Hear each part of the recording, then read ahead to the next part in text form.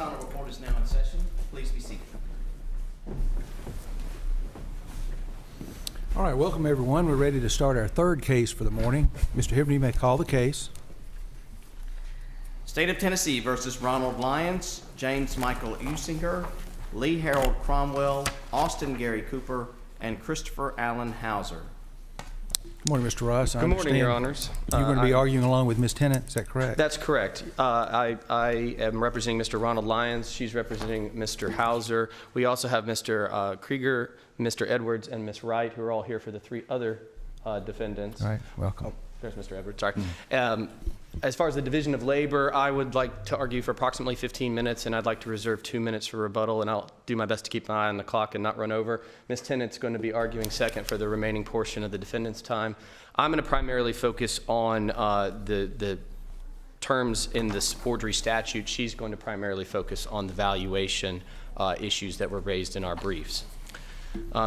We are here focused on 3914-114B1B, and the primary thing that I want to argue is that there is ambiguity in the term false in the phrase false entry in a book or record. False is a term that has multiple meanings, but a very clear meaning that it has is that it means something that's not genuine. It also can mean something that is intentionally untrue. In fact, those are the first two definitions when you look it up in Webster's dictionary, at least online it is. And because the term false could mean not genuine and not simply untrue, that creates an ambiguity in the statute that I've just referenced as to a false entry in a book or record. And I think because that's the case, this court is going to be required to interpret what the legislature meant when they used that term false and whether the conduct of the defendants thereby violates the statute. So you're saying these lien documents are genuine? I'm saying they are genuine documents that contain lies. And that gets into a very long, and I'll try to be as succinct as possible. A forgery is a document that is false in its making. I think the best example that I could make is, or at least the most succinct one, if I wrote a check in my checkbook and I tried to pass it to anybody and I knew that there is insufficient funds in my account for that check to cover, that is a crime. Doesn't a different subsection of the forgery statute cover that sort of false making? Well, in the particular example of the check, yes, but in order to try to interpret or explain the nature that forgery requires false making is the reason I was using the example. But yes, it's under subsection A, well, B1A rather than B1B.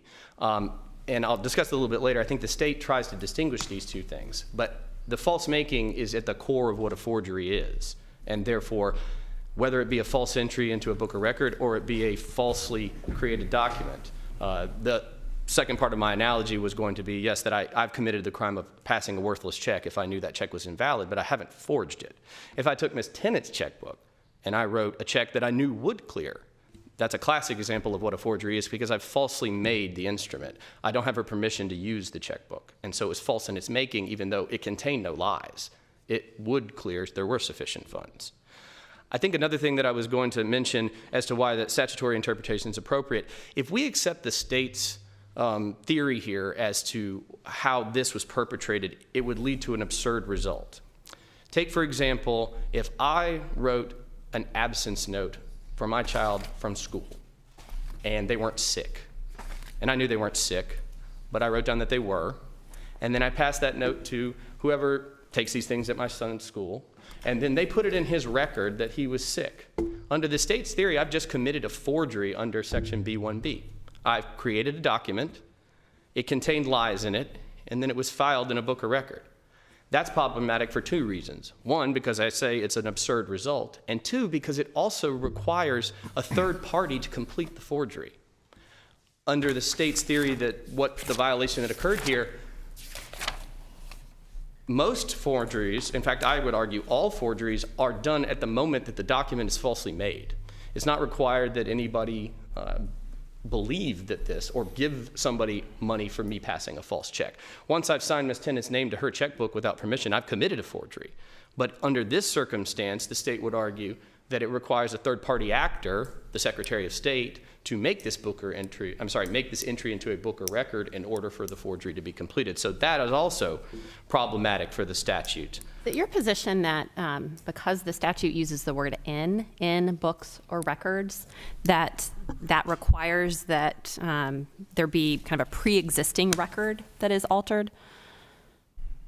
I'm not sure I understand the question, Your Honor. So the statute uses the phrase in, so a false entry in a book or record. Yes. So what significance does that word in have? I mean, is it your position that that the false entry has to be made in something that is already a record? I would say yes. I think, to jump ahead to what was a sort of secondary argument, in my opinion, I don't think this is the kind of book or record that's contemplated under the statute at all. So how do you interpret that phrase, book or record? I interpret the phrase book or record to mean a book of accounts.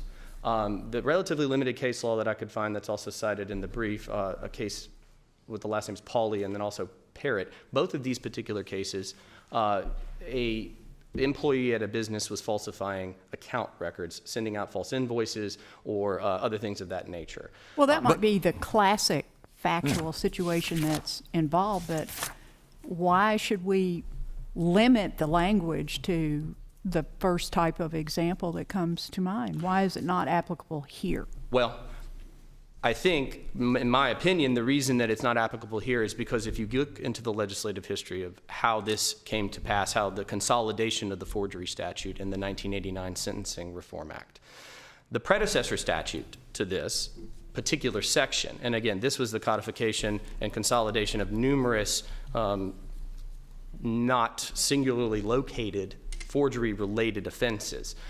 You have the old section is 39, if I can find it, it's 39.3.949. That particular subsection at that time was titled false bookkeeping entries. And the language of that particular statute discussed it is an offense of forgery to falsify your own records, to falsify your customers' records, for an employee to falsify bookkeeping records in order to commit or with the intent to defraud. So I think the predecessor statute to this subsection is exactly on point. This is exactly what the legislature intended. How does that limit the language that was actually placed in the forgery statute? Well, as I said, I think we're at the point of I mean, we have to rely first on the language that the legislature enacted, right, regardless of the legislative history. Well, yes, but I mean, well, to circle back to the term false, I don't think we get past false. I think that this has to be a falsely made record before we get to whether this is a book or record that the entry was then made into. To answer your question, yes, you have to rely on the language of the statute. However, what type of book or entry is contemplated is not specified at all. But couldn't the implication be, because the prior statute talked about books of account and this one doesn't, that the legislature intended to broaden the term? I don't think that's supported by the legislative history, Your Honor. However, I suppose that could be interpreted, but I would disagree, primarily because, again, it's all kind of part and parcel of the same thing. There's a third party here, that being the Secretary of State. If the Secretary of State takes the submission from Mr. Lyons and then files it, that is in theory, the state's theory, how the forgery is then perpetrated. If that is the case, it removes this conduct from any kind of traditional understanding of forgery. In order to forge, in order to falsify a book or record entry, it has to be something that's within my control. I'm not in control of what the Secretary of State does or doesn't do as a person who's submitting a lien, false or otherwise. But if the party making the writing knows that that's the ministerial act that the Secretary of State is going to do, I mean, isn't that a natural extension of it, to where it's not some discretionary act by the Secretary of State, that they have an obligation to file a lien in their records? Well, I would argue with the word obligation because, as I've noted in other spaces, they rejected many of these liens because of the diligence that is built into the system in order to file it. So, no, I wouldn't say they're obligated. Further, again, in every other instance of forgery that I have come across, the forgery is committed once the document is falsely created. In this instance, it would not be under the state's theory, so I think that's a divergence from what the traditional meaning of the term forgery. And again, I don't think that the book or record should be within the control of the person who's perpetrating the act in order for it to somehow implicate forgery. That's why a book of accounts is the most logical and traditional, and then the predecessor statute directly addressed this subsection. But again, I don't want to put the cart before the horse. I'm not sure that we get to this argument. I mean, if the term false is ambiguous, which I think it clearly is, and everything that I've cited, and I can quote at length, but I don't have that much time, regarding what the term false means, it means the document has to not be genuine. Let me ask you this. So you keep referring to, I guess, an inauthentic document or inauthentic record. The phrase that's used here is false entry. So what is an inauthentic entry? So if we adopt your definition of false, that is kind of inauthentic rather than not true, can you give me an example of an inauthentic entry? Well, again, the best example would be in a book of accounts. If I were to, again, to go back to the cases that do touch on this particular subsection, if I either had my accountant do it or my accountant did on their own in a business I might own, and they started sending invoices for work that was never done, and then the books were doctored to appear as if they had, that would be what I would consider a false entry into a book of record. I mean, isn't that also an untrue entry? Well, isn't that, when you're talking about kind of an entry in books or records, isn't that sort of one and the same? No, because I don't think it's splitting hairs to say that when you start falsifying a book of accounts, the entire book of accounts is now falsely made. You've created an entire document. Or not authentic. It sort of renders the whole book of accounts inauthentic. Exactly. You said it better than I was trying to say it myself. Yes, you've rendered the entire book of accounts inauthentic. But haven't you here rendered the entire financial statement inauthentic by placing lies in it, as you have said? No, I would argue not. Again, to circle back, Gilbert versus United States, which how does it bespoil the classic kind of accounts that you are talking about, but it doesn't render the financial statement false? Well, I think, and this is where part of the discrepancy lies. For example, 3914-120 is a separate offense for filing a false financial statement.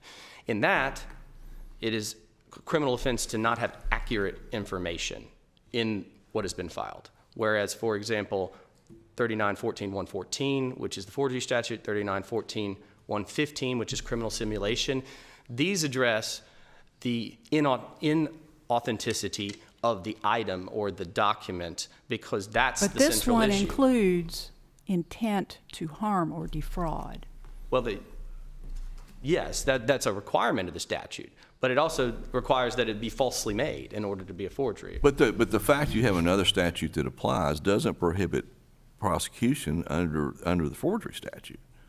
No, that's true, and I was referencing the other statutes to show you the broader statutory scheme of how these are constructed. Some of them require accuracy of the documents, and others of them only require that the documents be genuine. Mr. Russ, you're running out of time here, but because we have the False Lien Act at 3917-117 that was passed by the legislature knowing forgery statutes are on the books. That's correct. Does that help? I mean, of course, as Justice Bivens pointed out, obviously the same conduct could be punished under two different statutes. That's correct. You can be punished under two different statutes. I would argue that if this conduct was already prescribed by the forgery statute, they wouldn't have needed to enact that particular statute, and it's a separate point that I make. But again, the false, and I know I'm into my rebuttal time just briefly, I'll quote Gilbert versus United States, where the falsity lies in the representation of facts, not the genuineness of execution, it is not a forgery. So I'll yield the rest of my time to Ms. Tennent, except for my rebuttal.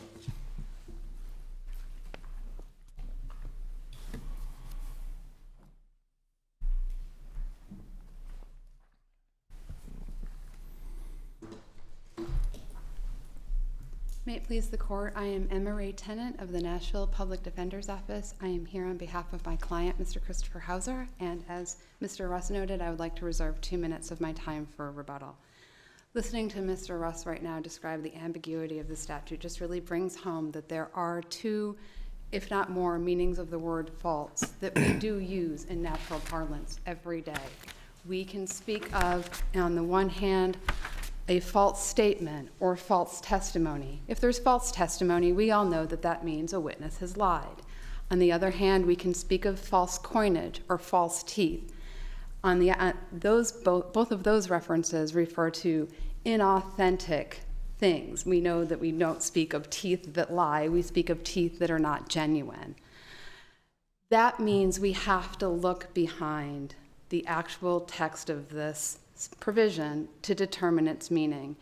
And as Ben noted, both the legislative history and the broader statutory scheme show us that this provision was enacted to protect authenticity and not accuracy, and to insert an accuracy prong into the forgery law would unduly expand forgery beyond its intended scope. As the law stands right now, it is not clear what it means. It is a crucial component of statutory interpretation that no individual be forced to speculate at peril of indictment what it is that a law means. And that is what has happened here.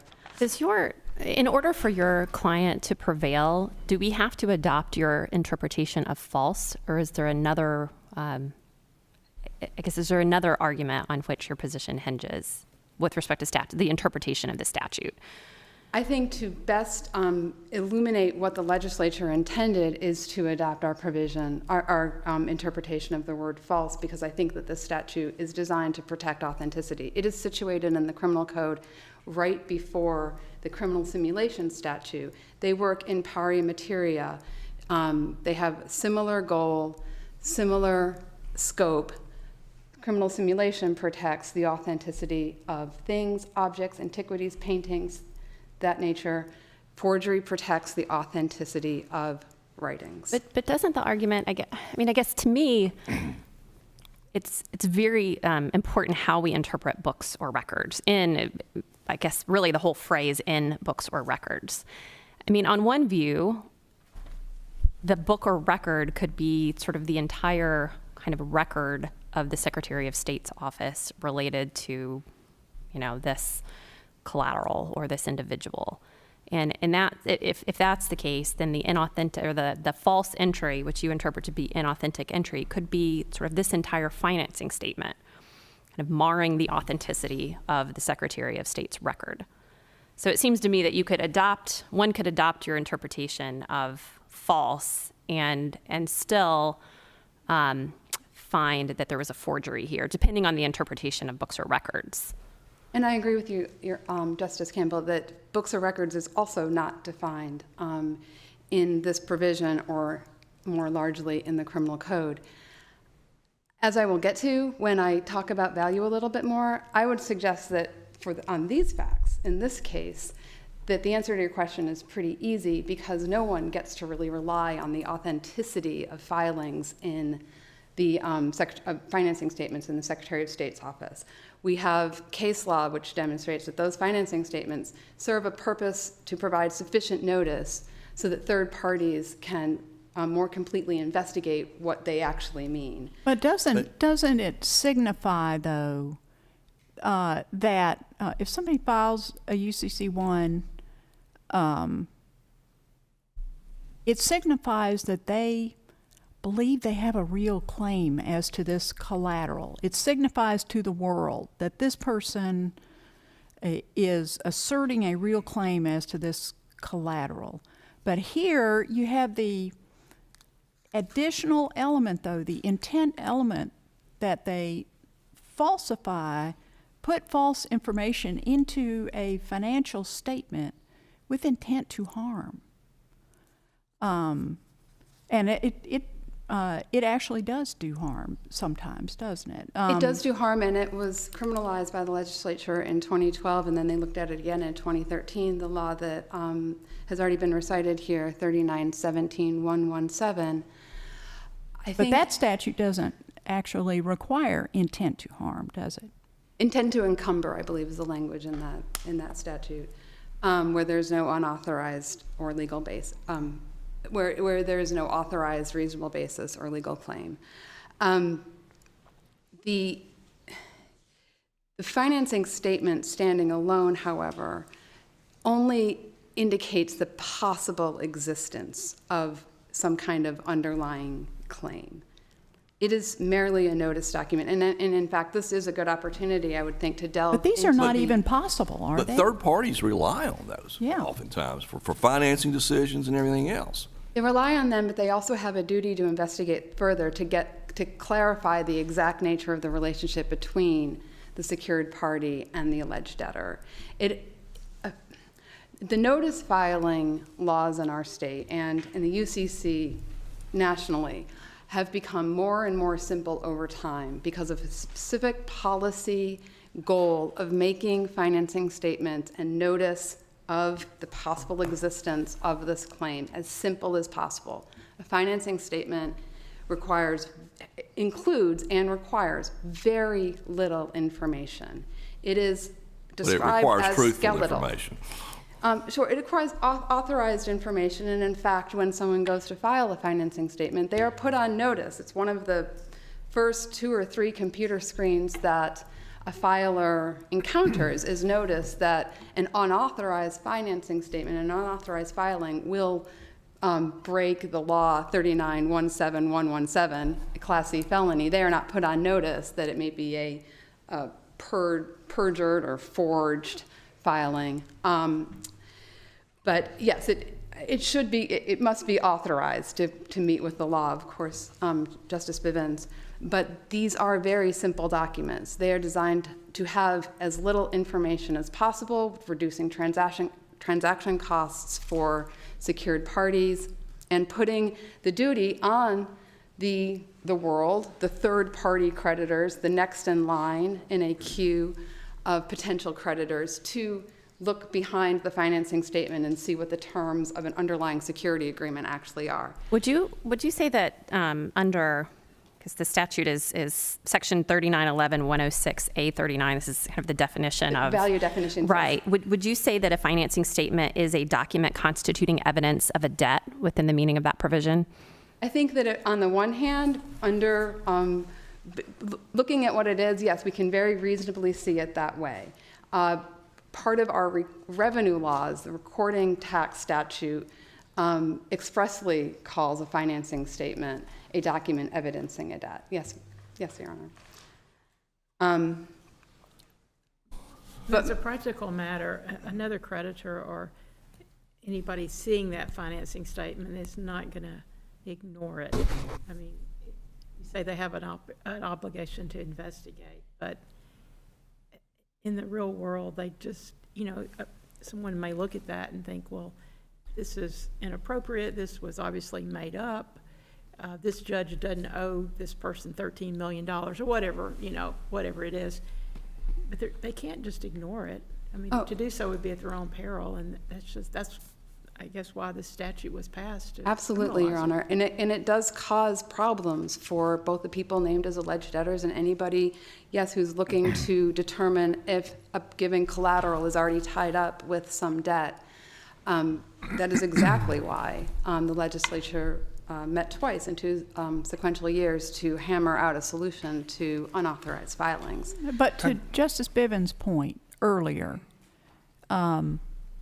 why could somebody not be prosecuted under either statute, either the one that you've just referred to that the legislature specifically crafted to address this, or the forgery statute, which requires a higher level of intent, has different elements? I don't think that there's any reason, if it meets the elements, that they couldn't be prosecuted under both. Okay. I think in my briefing, I noted the existence of the unauthorized filing statute in many locations to help as an interpretive tool for the legislature, the intent of the legislature as to both provisions. Forgery is a law that means one thing and no more. As with every law, it has to have a boundary to it. It has to have some reasonable cordon. The same with the unauthorized financing statement or unauthorized filing of a financing statement. Those laws have coordinates, they must.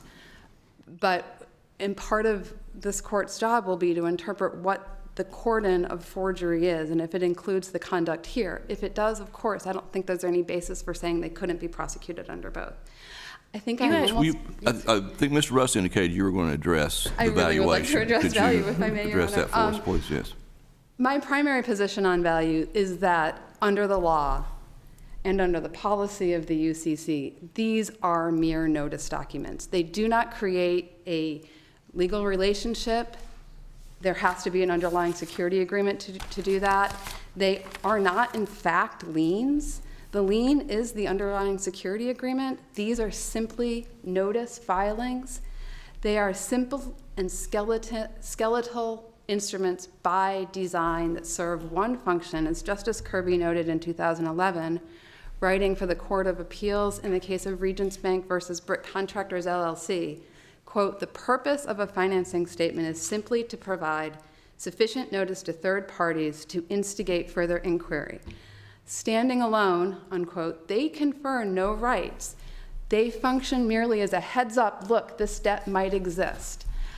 In this way, they are more akin to a save the date card than the wedding invitation, a bookmark than the book, a shopping list than the actual sales receipt, which does indicate. But even if it's a document, so you seem to agree that it is a document constituting evidence of a debt within the meaning of the valuation definition. Yes. So if that's the case, then isn't it really a factual question as to what the value of the debt is that the document is evidencing? I think that there are two questions that are questions of law when we look at value of these documents. The first is, does it have any value at all?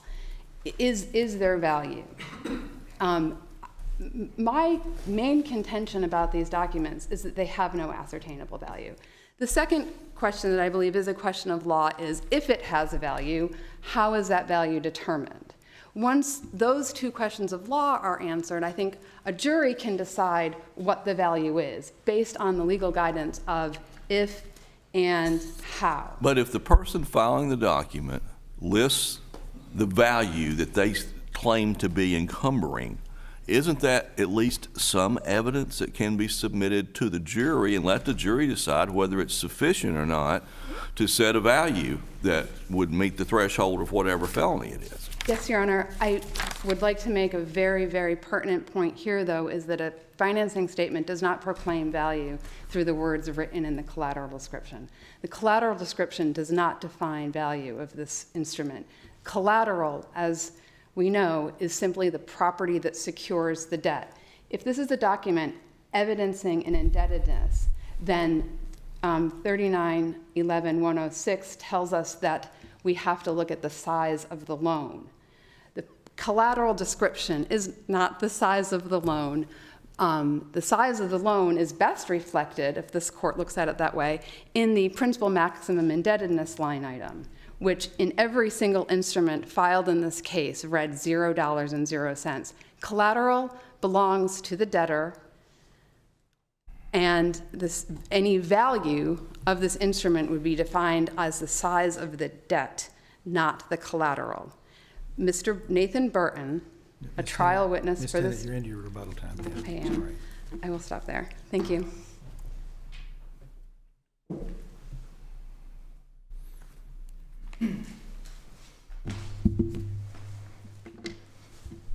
Good morning, Your Honors, and may it please the court. Ronald Coleman on behalf of the state. This court should affirm the defendant's convictions for forgery because the evidence presented at trial was sufficient to establish their guilt. In their briefs, the defendant have collectively raised 7 different challenges to the sufficiency of the evidence. I've noted that I believe 5 of them have been raised here, and so for the remaining 2, regarding the factual determinations of identity and intent to defraud or harm. Unless this court has any questions, the state will rely on its brief for those issues.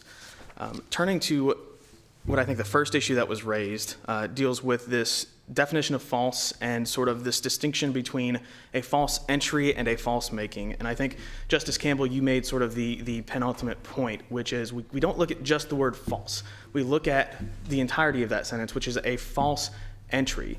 And when you look at that, especially in combination with subsection B1A, which incorporates sort of the traditional definition of forgery, which is in fact a false making, that when the legislature used the terms false entry, it indicated that they were focusing not on the authenticity of the document, but instead on the accuracy of the information therein. And so under section B1B, which deals with a false entry into a book or record, the question is, was the information that was placed into that book or record accurate or false? Mr. Coleman, let me ask you this. It's kind of a similar hypothetical, but many years ago I used to do title searches, and if I went and found a mortgage, a deed of trust on a property, and then a year later there was entered a release of that deed of trust by vice president of a bank, okay? But let's say the vice president of the bank was corrupt and the loan was still out there. He just entered that document. Are you saying that's a forgery? Under subsection B1B, if that's false information that is entered into the record that you looked up, and the other additional element that Justice Kirby pointed out is that was made with the intent to defraud or harm, then that would constitute forgery. Yes, Your Honor. So what is the record in this case? Because I'll just tell you what I'm having trouble with. I'm having trouble with the phrase in a book or records, because I think in has to be given some meaning, and that to me suggests that the record at issue kind of has to pre-exist. There has to be something inauthentic or false, inaccurate, entered into a record that renders that record inauthentic. So tell me both, what is the false entry here, and what is the record into which the false entry is made? Yes, Your Honor. So the false entry is the false information contained in the UCC financing statement, each one that was filed by the various defendants. The record at issue here are the records of the Office of the Secretary of State of Tennessee. Mr. Burton testified that he was the custodian of those records, that those are the records people search when they're looking up someone or things of that nature, and that when you look that up, those records are what put the world on notice of a potential property interest. So the record in this case would be the records of the Secretary of State of Tennessee. How broadly are you construing records? I guess, what's your definition of records? Does it include all public records, anything that could be considered a record for purposes of the Public Records Act? I think based on the plain language of the statute, anything that constitutes sort of a public record, or additionally when we're talking about books, I think that is where sort of books of accounts come into play.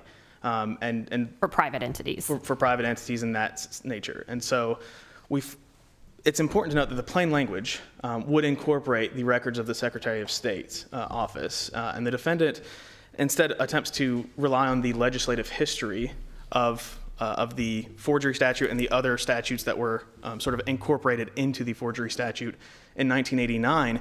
But I think, Justice Bivens, you made an excellent point that sort of is the downfall of the defendant's argument, which is those prior statutes, and I'll highlight the informations, referenced books or records of an employer, or books and records of any depositor or customer. And when the legislature incorporated that language into the forgery statute, it did not, and we have to presume that it intentionally did not include those words. And so instead, the legislature made it more broad to incorporate all books and all records. So if a person fills out a loan application and overstates his or her income or assets, would that be for the purpose of obtaining a loan? Would that be a forgery? I'm not entirely sure. Because that would be a false entry, and it would be in a book or record, say, retained by the bank. And so to Justice Campbell's point, I think records can at least be limited to sort of public records, and that's... So if it's a private So it has to be, you say it has to be a public, how do we get that out of this statute? It has to be a publilic record. And so I think it can be. I think that your hypothesis could constitute a forgery. Do you know of any forgery cases have been made on those set of facts? Not that I'm aware of, and until this case, I wasn't aware of any forgery cases that were tried with this, but that goes down to prosecutorial discretion and sort of the local district attorney's discretion on what to charge and how to prosecute these types of matters. If the forgery statute applies here, and it carries a significant penalty, why would the legislature enact the False Lien Act with a lesser penalty aimed at the same conduct? So sometimes it's aimed at the same conduct. And I think this goes to Justice Page's question about whether this is the same conduct. And I'd like to point out that there are different elements in these offenses. Justice Kirby sort of highlighted the most important one, which is that forgery requires the intent to harm or defraud, whereas fraudulently filing a lien simply requires the defendant to know that there's no legal basis for placing that lien. And I think the easiest example would be to highlight one of the arguments that is made by several of these defendants, which is that they did not have the intent to harm or defraud. And so were a jury to believe that defense, then a defendant simply could not be convicted of forgery. But if the jury believed that you didn't mean to harm them, but you knew you had no legal basis to file this lien, you would be convicted of fraudulently filing a lien. And I think sort of vice versa, you could convict someone of forgery and not fraudulently filing a lien when they have a valid basis and they simply misstate that. So if there is a legitimate loan that is given and someone has a legal basis to file a financing statement establishing that they have that security interest, but the loan was for $5 and they put in their UCC financing statement that it was millions of dollars specifically with the intent to harm or defraud, well, they had a legal basis to file that lien, but they put false information in that. So that's forgery, but not fraudulently filing a lien. What was the proof of intent here to defraud or harm? I think that a little bit goes towards the valuation or the money that was listed in the collateral. And I think really the testimony that highlighted that was Mr. Birdsell's testimony, where he was expressing his frustrations over a speeding ticket and was told, well, that's $4 million. You're going to get that just because. And then Mr. Birdsell didn't just file it against the officer who wrote him a speeding ticket. He started filing liens against everyone. And so the jury could, from that information, could rationally determine that the defendants had the intent to harm or defraud these victims because they felt wronged by them. Mr. Coleman, why isn't the fact that the legislature used records in conjunction with books, so books or records, the phrase, some evidence that it intended a narrower meaning of records? I mean, that phrase is often used. Those words are often used in tandem, books or records, to sort of signify, books of accounts or records of accounts, the official records of some entity. I mean, isn't that, to me, that suggests that records maybe isn't as broad as you are construing it. And I think that would be the case if it weren't for sort of the plain language of what a record can constitute more than just a book of accounts, and two, the legislative history of how we got here, which is that the legislature, and we presume that they did this intentionally, specifically excluded the language of books or records of an employer or books and records of a depositor or customer. And so when you have those secondary clauses, they kind of limit what books or records constitute. And when the legislature got rid of that, they expanded the definition. And we have to, again, presume that they did that intentionally. And so, again, to briefly cover those sort of three arguments is that a false entry is different than a false making, and the legislature used the terms false entry when dealing with Section B1B. A book or record is the legislature intentionally expanded that, and certainly the records of the Secretary of State's office, which are public and which multiple people rely on all the time, are valid records under the meaning of this statute. And then, again, these separate offenses, while they sort of overlap in a Venn diagram in this situation, the offenses of fraudulently filing a lien and forgery have unique elements, and individuals can commit one and not the other. They just happened here to meet the elements of both. Briefly, before I turn to valuation, there was a mention of these liens being rejected, and I just wanted to be very clear that the testimony and even from the face of the financing statements, these liens were all filed.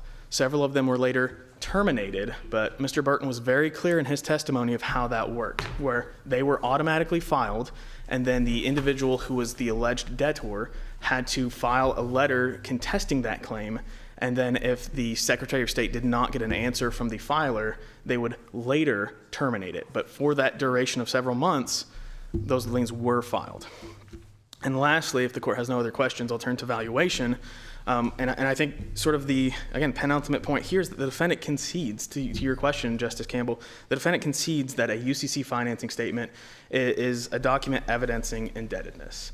And so really that becomes a question for the jury of what is the represented debt here. And really there are only two numbers on the UCC financing statement, and that is the number listed under the maximum principal indebtedness, which the defendants are asking this court to find, and then the number listed in the collateral. And here, as a matter of law, the maximum principal indebtedness cannot be used for anything other than tax purposes. It cannot, as a matter of law, be used to establish the represented debt here. And as Mr. Burton testified, that's not how it's used. What people look at when they research a person's name and come upon a financing statement is the interest in whatever type of collateral is listed. Specifically, it puts the world on notice that the filers have an interest in whatever type of collateral is listed.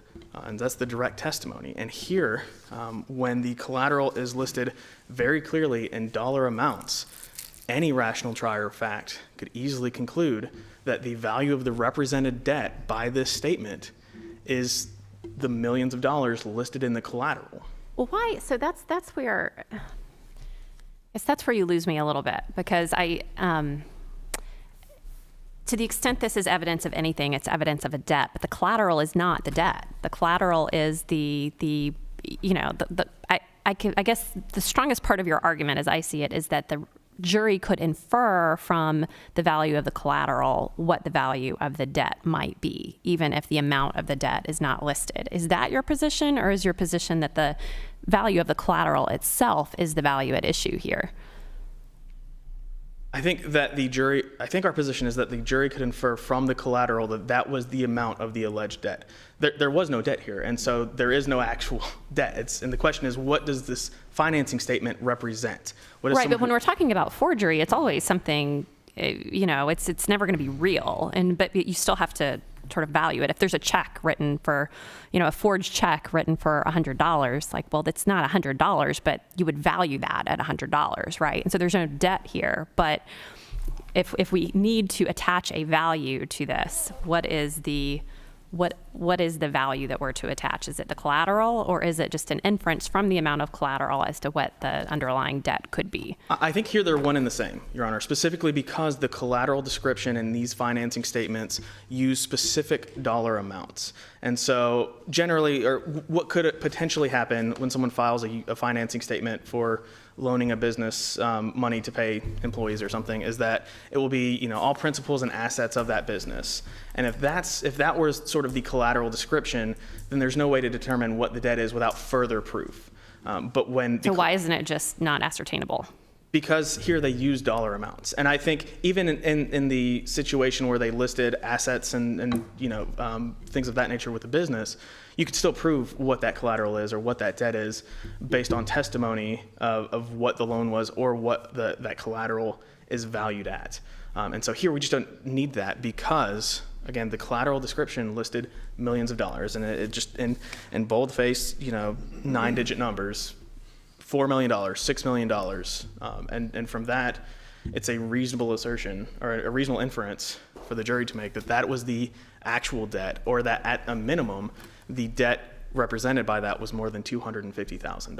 Those amounts might show the value of the debt, but the statute references the value of the property or services obtained. And what property or services were obtained here? So the represented debt is the property would be the money allegedly owed by the victims. And so we have some testimony from some of the victims that this impacted them because the value represented by these financing statements caused them hardships, prevented them from buying or selling a house. It required an increased... I can understand there was harm, fully understand that, but trying to work this theft statute into this particular factual situation. I'm having trouble understanding how to make this language in that theft statute work if the value of the property or services obtained is X dollars, because there were no services or property obtained here. Is that because we're trying to fit a square peg into a round hole here? I think so, Your Honor, but not just here, but generally sort of in forgery when there were no services or property obtained because hopefully they were caught.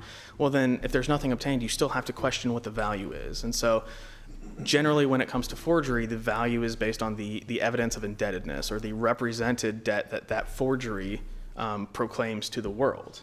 In looking at the theft statute, so it says, and so if we're talking about a document, if we're trying to value a document, so the value of a document is, if it's a document constituting evidence of a debt, which the defendants seem to concede this is, it's the amount due and collectible at maturity, less any part that has been satisfied. And so that, to me, I mean, I think we have to get at what I mean, I know there's no debt here, but I mean, it's not the amount owed. If there's if there is an underlying, security agreement, then the amount owed is not the amount of the collateral. I mean, it could be if the value of the loan equaled the amount of the collateral, but most of the time it's not necessarily going to be the amount of the collateral. It's going to be something different. And isn't that, I mean, under the statute, isn't that what the value is the amount of the debt? I think you're right, Your Honor, but here, again, where the collateral specifically lists out a very particular numerical value of dollars, that is a representation of the debt, and anyone who looks up an individual where one of these financing statements were filed against them will determine that, if this person were to go bankrupt, they owe the filer millions of dollars. That is the amount due and collectible at that time. And so, again, you have this sort of wonky situation where forgeries don't have any actual debt, but what they represent is what the value is. They are evidence of indebtedness, and this, these millions and millions of dollars listed, and again, bold-faced numbers, are sufficient for a jury to make a factual determination that that was the amount of the loan or the debt that was being alleged, and to use the specific language, that's the amount due and collectible were it to be sort of banked in or cashed in. And so again, because all of the statutory elements have been met, the proof showed that the defendants were the ones who did this, that they had the intent to defraud or harm, that they made a false entry, that false entry was placed into the records of the Secretary of State's office, so it was into a book or record, and that the valuation was at least $250,000. The state submits that the evidence presented at trial was sufficient to support the convictions for forgery, and we ask this court to affirm those convictions. There are no further questions. Thank you.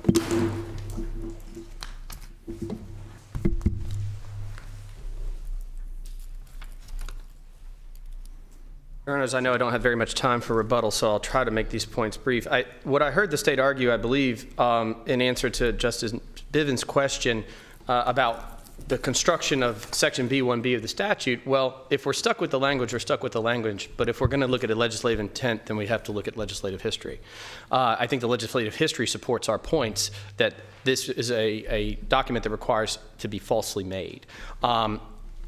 I can't recall who asked, but okay, so why is this a public record? There's nothing that limits it if we're limited to the language of the statute. It could be any record. My example of falsifying my child's absence slip, there's nothing that says it must be a public record. So I think there's problems either way with the state's argument. Justice Kirby, you were asking what's the difference between the fraudulent lien statute and this, and saying the intent to defraud. Well, a fraudulent lien, one, I can't conceive of a reason you would file a fraudulent lien that wouldn't have the intent to harm. And second, fraud is in the title of the code section. So fraud is required in that as well. So I again would say I don't know why the legislature would enact a separate statute. It is permissible, but it doesn't make very much sense if forgery already covered this conduct. Lastly, Justice Campbell, you I think are arriving at the same point that we're talking about with this, the idea that in the book or record and it must be pre-existing. I would say that is akin to what I'm trying to argue, that the entire set of books or records are then falsely made by the doctoring of the records. And that's why it is in reference to, in my opinion, a set of accounts. And again, yes, the words book or record put in that phraseology generally means that. Would you acknowledge that there could be a situation where a document is, I guess it's from who it purports to be from, right? So I guess maybe this is Chief Justice Page's example, where it's a bank releasing a mortgage, and it's from the bank. So there's it's not the bank purporting to be someone else, but they're putting this in the file. Wouldn't that render the record? Wouldn't that render like the property record itself inauthentic? Would you say that would fall within the definition of forgery? Or does it have to be a false entry? Does it have to be kind of a doctoring of an entry in I would say no, in a because, pre-existing record? Again, for the example, I think what Justice Page had said is once that release is sent to the Register of Deeds office, is that a forgery? And the answer would, again, I think, be no, because you're relying on a third party to essentially create the forgery by the filing or entry into the book or record. I'm not sure if that answers the question you were asking, but I think that it does. So it would be your position that if a third party is involved at all, if someone has to put the document in the record, then it's not a forgery. Well, I think it would be outside the scope of any other type of forgery that's prescribed here. And again, I think it's an argument that doesn't hold water, that the legislature has made subsection B different than A. There's nothing in subsection A that defines false making either. So including the term false and then somehow extrapolating that it doesn't mean a false making is tilting at windmills, I think. Okay. So Thank you. I'm over time. Thank you. Ms. Tennant?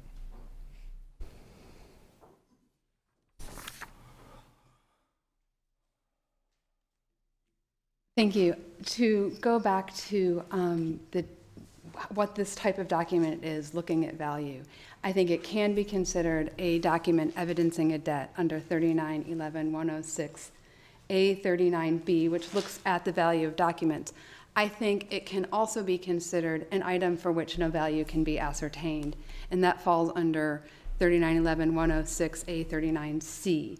That was actually charged to the jury in this case. The document definition was not. The jury never heard that they could be looking at the value of the debt.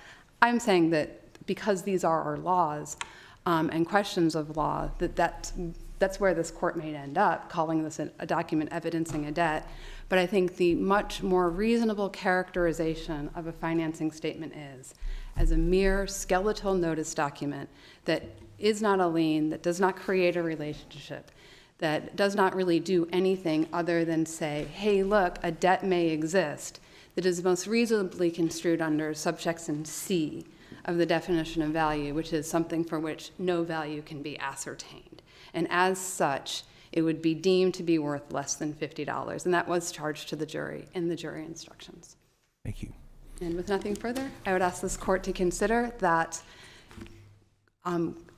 calling a financing statement something that proclaims a specific value through its collateral description would invite a lot of confusion in the world of the Uniform Commercial Code. That is not how these documents are looked at, and I would say that that would be confusing to a lot of litigants out there. Suddenly, this document had a hard and fast value proclaimed through its collateral description. Thank you. Thank you. All right, that concludes the morning session. We'll recess until 1 o'clock. All rise.